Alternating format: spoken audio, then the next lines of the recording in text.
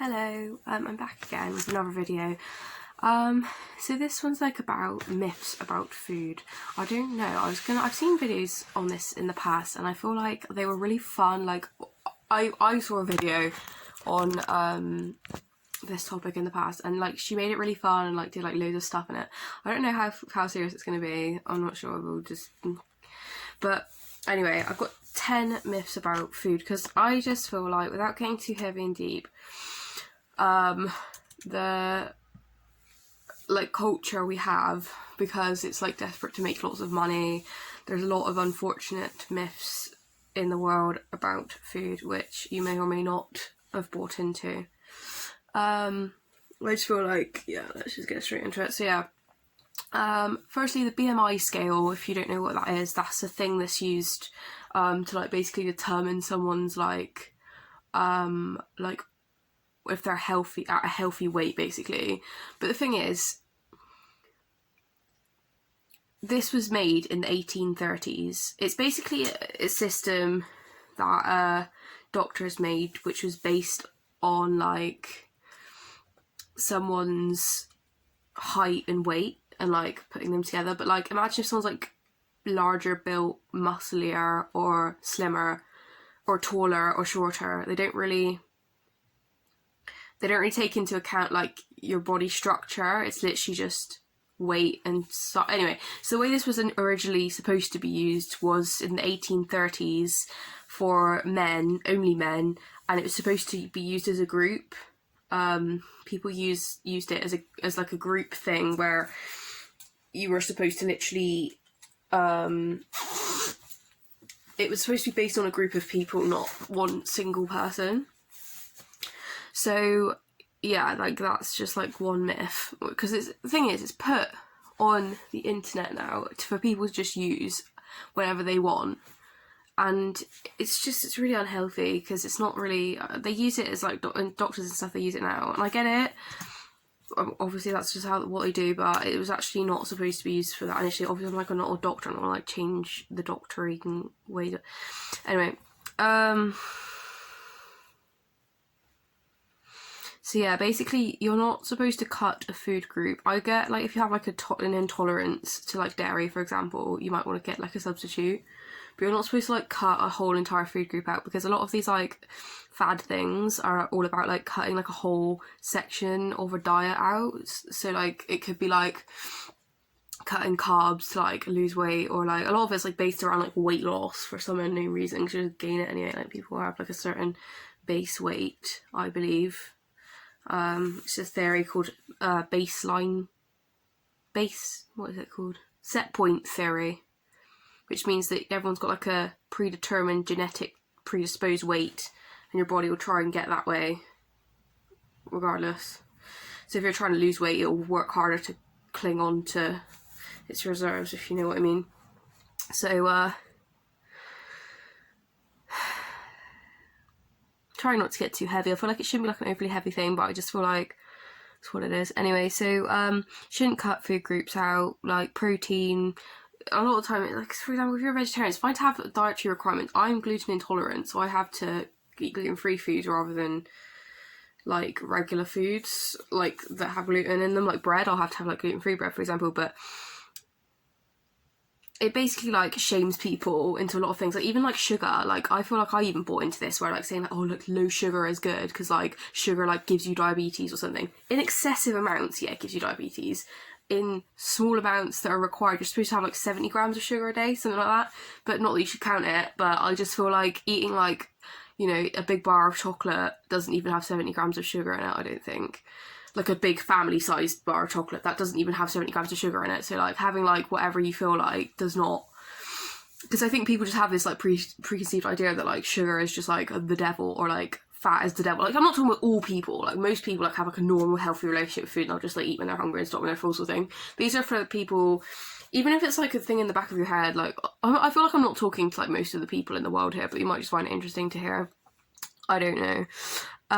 So basically the idea for me in my head is that diet industry is like fed us these lies for so long that people start to believe it. So like this, they want you to feel guilt when you eat a certain food group, so then eventually you'll stop eating that food group and then feel badly about yourself, want to lose weight, want to gain weight, want to bulk up, want to get slimmer, so you'll buy diet products and invest into their companies that sell you the diet products, basically. And that's a really sad, harsh reality, but it is the truth. Like, I'm not saying that losing weight for some people, if you want to do that, I'm not trying to like tell anyone what to do with their lives. I personally don't believe in diets, but like I wouldn't advocate that for anyone, so I'm not going to say, oh, do what you want, but like I just feel like that is why the diet industry adds so much like additives, and like they say like low sugar, but they've put loads of additives in it to make it taste like sugar and stuff. Like, it's just really unhealthy shit, a lot of the diet products they have. And like fat-free stuff, it might be fat-free, but they'll add like loads of like salt and stuff to like make it taste nice and that, and it's just so pointless. Do you know what I mean? Like, it's literally just to make money. And if you ever notice that the diet products are really expensive, so yeah. It's kind of like Facebook as well, where Facebook, did you know, is actually designed to make you feel uncomfortable to being on your own, so you'll go back on Facebook and view it and like look at all the ads and make them loads of money. So there we are.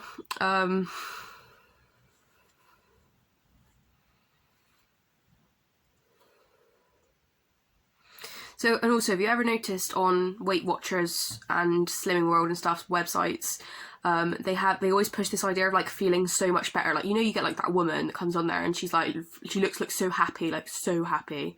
She's like, my life has improved so much because I lost 1.5 stone and stuff. Like, and they're like, I feel so much better. I'm not saying like, you know, I feel like it's actually a myth, honestly, if I'm honest, saying, oh, I lost like loads of weight, I feel like so much better. I mean, obviously, you know, if you have like a baby or whatever and your body goes back to normal, I was on, you know, mental health pills and I come off that and I like lost a bit of weight through that. Yeah, fine, I might have more energy, I'm not taking away from that fact, but in fact, people push that idea of feeling so much better and my life has improved, everything, you know, is amazing now, I've lost 1.5 stone or whatever. And it says, and it's like, it's almost insinuating that like life doesn't have meaning without people like getting, without that happening. Like the way she, like, they look so happy, almost, I've put that down here where, I mean, you can get what I mean. It's sort of like insinuating that like life is just like, you know, like so much better, like on the other side, like now it's shit, but it'll be so much better when I lose weight, which basically enforces this whole like false positivity, like self-improvement fad thing where like you can't, it's like, again, it's just stopping people feeling good about themselves in the now, so they have to strive to get something else outside of themselves, which honestly is the issue with our entire culture, if I'm honest. But it's like the idea of like not, you know, accepting what you have now, so you always have to look outside of yourself for goodness, and therefore spending money and time and energy and effort doing things that you can really got inside of you anyway. You don't really need anything else. Do you need, you know, diet products to feel healthy? No, it's probably doing you a lot worse eating those things than it would be not eating these things. So there we go. So yeah, also, yeah, like toxic self-improvement, like I'm not good enough how I am, I need to be 1.5 stone lighter to feel good about myself, I need to be like, you know, I need to eat these diet products to feel like I'm eating a healthy diet, where really it's not healthy at all. You'd rather just eat sort of full fat milk and butter and stuff that's got like no crap in it, it's just straight food. Like, think about how we've literally been living for hundreds and hundreds and hundreds of years. I get, like, back in like our real primal days, we literally used to live on like, you know, anything we could, like, you know, meat and trees and plants and stuff. But, you know, as we've evolved, we've lived on bread and we've lived on, you know, sorry, I'm picking my feet. I actually love doing that and I shouldn't do it, but I do. I love picking my feet, it's gross, but I do. And so yeah, we've evolved to live on bread and we've evolved to live on, you know, butter and everything, and that's how it is. Do you know what I mean? Like, I'm not saying intolerances aren't there, but there we go, it's the individual. The point is, like, you don't have to, they didn't have Weight Watchers 100 years ago, 50 years ago, maybe even 40 years, I don't know, 30 years, I don't know when it was made, but it's probably not made long ago. These things have all come out more since, like, social media and, like, the internet, and, like, feeling like you have to give out this huge, like, thing to the world and you're being judged for yourself and stuff. Like, I feel like the world is adapted to the internet now better, hopefully, and it's still adapting, but I even know in my lifetime the pressures of the internet definitely made me feel self-conscious at a young age. Eating when you're hungry and stopping when you're full is the best idea. It may sound obvious, but for some people, they're pumped full of propaganda about food. So yeah, like, it's unfortunate, and I feel that the world hopefully is, not everyone it's going to apply to, but sometimes it's even it's a subconscious thing where you're pumped through all this stuff about food, and you just forget the obvious, to listen to your own body's hunger signals. And also, if you do mess up your diet to the point where you are dieting or you are binging or anything, and those things can go together. If you undereat, you'll want to binge after, because that's like how your body's neutralizing, like I said about the set point theory thing. Like, obviously if you go a whole day without eating, you're going to be really hungry when you get back, but obviously some people take that to extreme. They go on a diet for like a week and then they binge at the end of the week because they haven't had enough food, basically, and then they're like, oh no, I feel so badly about myself and binging. That is a really and it can be something that, like, yeah, it could get a lot worse, which is a road that you wouldn't want to go down. And I would not diet for that reason at all. But because the fact is, you're eventually going to neutralise anyway.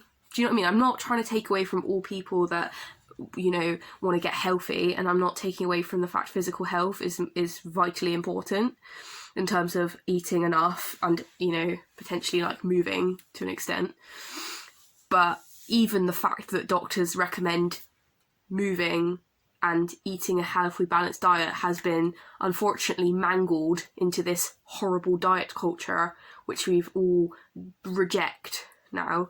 Because, listen, as long as you're listening to your body, you can call it what you want. You can call it eating chocolate all day long. I say that. I often say I eat way too much chocolate, but really, if I look at my diet, it's pretty balanced. So anyway, the passion.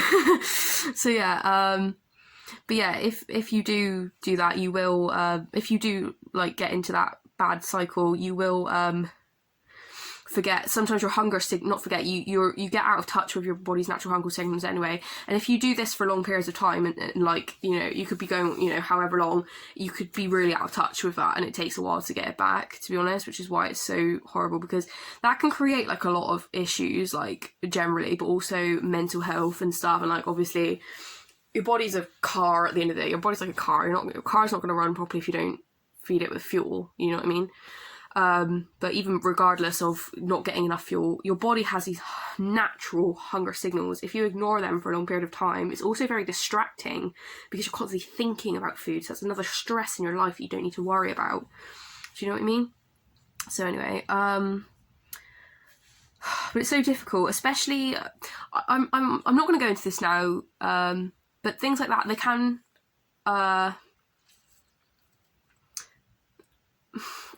having a preoccupation with something can make some people feel that they have a sense of control. I'm just going to put that out there. I don't think that's too triggering.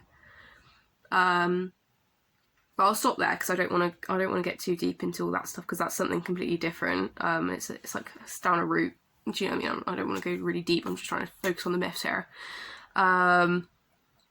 So this is more about body image. So it is actually completely normal to feel insecure and even disgusted.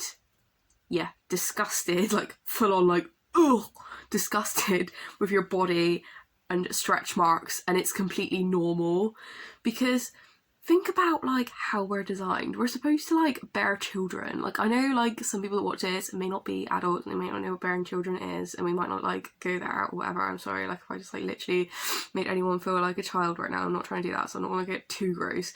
But I feel like as a teenager, it's like the given that you're just going to feel a bit icky and like, you know, greasy and whatever, like, and people, unfortunately, it's not normalized enough sometimes, to the point, I think it is normalized, but at the same time, like, just to know, like, even as an adult, like, it's so normal to feel disgusted with yourself and insecure. Like,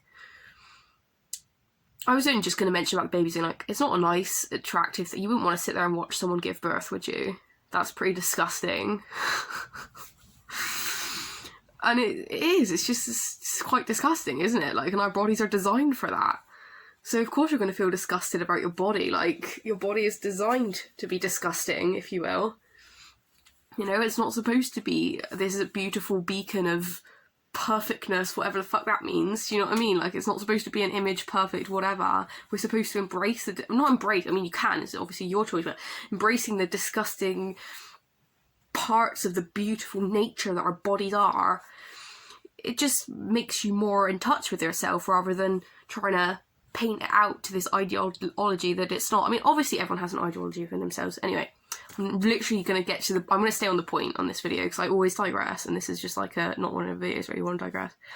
So yeah, stretch marks, completely normal. Everyone gets stretched skin, babies are not. Like, you know, as you get older, your skin stretches because you get bigger and your body stretches, and that's just the way life is.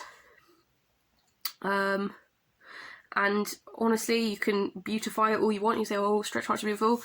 Fair enough, but they are also very normal. So it's not like because people are like, oh, like, I feel like cellulite and all that, and it's just demonized to an extent. And I feel like it isn't.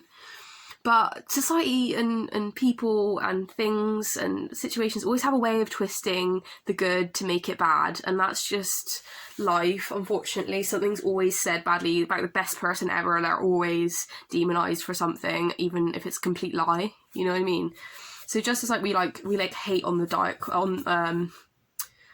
I'm even hating on a diet culture right now. Maybe the diet culture helps some people that have been in unhealthy habits and they want to get back on track. Because I'm not going to lie, I was even in that place once before, and being on Slimming World, which I was back in the day, actually did help me to neutralise what I was doing, because I feel like I was doing dieting the wrong way. And I'm not, to be honest with you, I am going to take back one thing that I said. I said I'm not into diet, and I'm not into diets because truthfully I've done them too much in the past, and I'm at a good pace where I'm completely healthy, understand what I need to be doing. I just am so in touch with my body, I don't need any diets.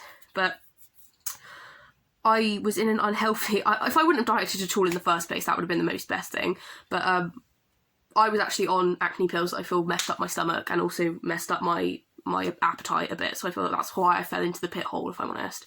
But if you don't diet initially and you just... Listen, I'm not going to digress. So the point is...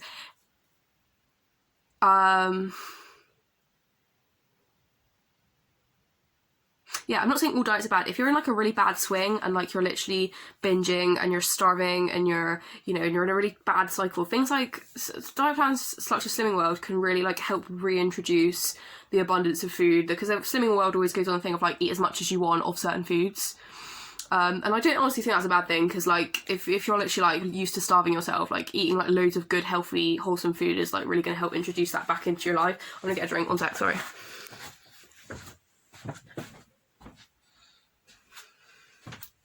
So sorry if I just flashed it, I hope I didn't. So anyway, yeah, that is going to help you like introduce all that stuff like back into your life, which is good. So I'm not saying all of it is bad. It's really just difficult. So I'm not advocating those things, but I can see why they're there. Just as we all demonise the model culture because they say, oh, models are so slim and they don't have any stretch marks and they don't have anything and they're so slim and they don't need to diet or whatever. It goes the other way around saying that, because a lot of, like, all women have stretch marks, all women have insecurities, all women, you know, have thought of a diet at once in their life or have felt insecure or anything, or are disgusted with their bodies to an extent, you know what I mean? You can't claim someone because of their body size or stereotypical body size of, you know, I'm talking about like a model, like, you know, they talk about, you know, European models like on the catwalk or whatever, and that's what I mean by models right now. I know you get models of all sizes, plus sizes, whatever. So anyway, I've exhausted that point, I think. Fat-free foods have sugars and additives. We've touched on that already. Diet Cola has an effect on your insulin levels and tricks your body into thinking it's sugar. So yeah, that is the truth. Your body has a reaction towards aspartame and like all the sweeteners in Coca-Colas and fizzy drinks and anything else that you put sweeteners in. And basically your body just gets tricked into thinking it's sugar. So it releases... I can't honestly remember all of the science behind it. I learned this a while ago. It's like it releases insulin, but I'm not going into all of the science, no. But basically it does trick your body into thinking you're having sugar, so it does have like the same effect on your body, even though it doesn't like last as long or something. So I'm not going into all the details because that just gets really difficult, and I'm just already on a 20-minute video. I'm just rambling. This next thing is supplements can help you get all the vitamins you need. That's not a myth, that's just a fact. So I didn't really call it 10 myths, really. Yeah, they can. I've already done a supplement video, so you've seen what I do. Just to like help you, as they say, it's a supplement, so you're supplementing certain foods, certain vitamins that you might miss out on your diet. If you eat a very healthy, balanced diet, you might just miss out on a couple of them, and your body just literally gets rid of everything you don't need anyway. Like, you actually pee out like loads of your vitamins. If you don't use them, your body will just literally just pee them out and like dispose of them anyway. So anyway, supplement, oh yeah, I've said that. Drinking excessive water does nothing, and it can give you an electrolyte overload, which is toxic and rarely fatal. So yeah, like, because I feel like there used to be a thing, not so much anymore, but I've heard this in the past, oh, if you're hungry, have a glass of water. And just as I am actually an advocate for, if you think you're hungry and you're bored, there's a chance that you're thirsty, because your body actually, apparently, your mind does get tricked if you're really excessively thirsty into thinking you're hungry. But if you eat a healthy, balanced diet, you should be able to know the difference, and you should be drinking enough water anyway as to not feel that way. But I have heard that is the case, and I've honestly had that happen to me before. But at the same time, you should be drinking enough food and eating enough food and drinking enough water for that not to bother you. I don't feel like, but yeah, drinking excessive. So I used to drink excessive amounts of water at one point, because I was just like, oh yeah, I don't want to get hungry because I'm like thirsty or whatever, and that was really unhealthy looking back. But anyway, everyone falls into that pit hole, I feel like, at some point. Not everyone, luckily, but I did. A lot of people do. But yeah, it can give, there's these things in water called electrolytes, and they have a function in your body, but having excessive amounts of them can give you an overload, which is toxic. It can be toxic. Drinking so much water, it can be toxic. And I'm talking excessive amounts. I'm talking like 2 litres over the amount because you're supposed to have, they say, like 2 litres a day. I don't drink 2 litres a day, I don't think. But if you have I don't know, over time maybe, I'm not sure, but because there's water in food as well, you gotta think, but anyway, yeah, drinking excessive amounts, to the point where you're having 4 litres a day consistently, you will and there's stories about people dying. So yeah, look it up if you want electrolytes. High sugar products and carbohydrate products are necessary for a healthy intake, as they provide necessary carbohydrates needed for everyday life. Pure protein diet can be detrimental to your health if not balanced. Yeah, I mean, I wasn't gonna say the word bodybuilding, because I feel like bodybuilding is different. I honestly don't know a lot about bodybuilding, so I don't want to talk about it. I'll leave that out. But people that have extremely high protein diets and extremely low carbohydrate diets, obviously carbohydrate gives you energy, protein gives you muscle repair. Both of them are necessary. And having an excessive amount, I think it's really hard to eat excessive amount. Oh no, I can't remember. I think the thing is about the body is it's really hard to eat excessive amounts of protein. It's really hard to eat too small amounts of protein. Your body's just really good at adapting, because obviously we've come from a time when we had to fast at times, in our primal days. There was times when we couldn't eat, so we're really good at not eating sometimes, and your body just adapts to that really well. Not to say that you shouldn't eat. You should eat regular meals. You should have 3 regular meals and snacks and stuff whenever you're hungry. But at the same time, our bodies are very good at processing protein and things. So yeah, but having a pure protein and no carbohydrate is going to mess you up. Having pure carbohydrate and no protein is going to mess you up. That's why it's called a balanced diet. I haven't actually said anything about vegetables here. I actually have vegetable supplements to help, because honestly I don't eat a huge amount of vegetables. I really should eat more of them, but I do have supplements to make sure I get enough, because I do buy them, but anyway, they just go off my fridge all the time. Naturally, some of us intermittent fast. I don't know why I've called these all myths. I don't know if I'm going to call it myths and facts. But yeah, some of us, as I just said, we're designed to go long periods without eating. But yeah, I don't want to get too over the top, because we've already gone to 25 minutes. But yeah, that's just some myths. Hopefully, I think a lot of them are obvious, and whether this was just a random okay, she's just talking again kind of moment. I hope it helps you. But I just think these are little reminders and gems or whatever. It originally wasn't anything groundbreaking apart from the BMI scale thing. I think that was pretty shocking when I saw that. I literally had to like take a second to take all that in, but anyway, I'm gonna literally finish there because it's all very self-explanatory. So I'm gonna go. Stay healthy, live your best life. Don't worry about food. Life's so much more than food. Anyway, don't let the diet industry kill you, ladies and gentlemen. Right, bye.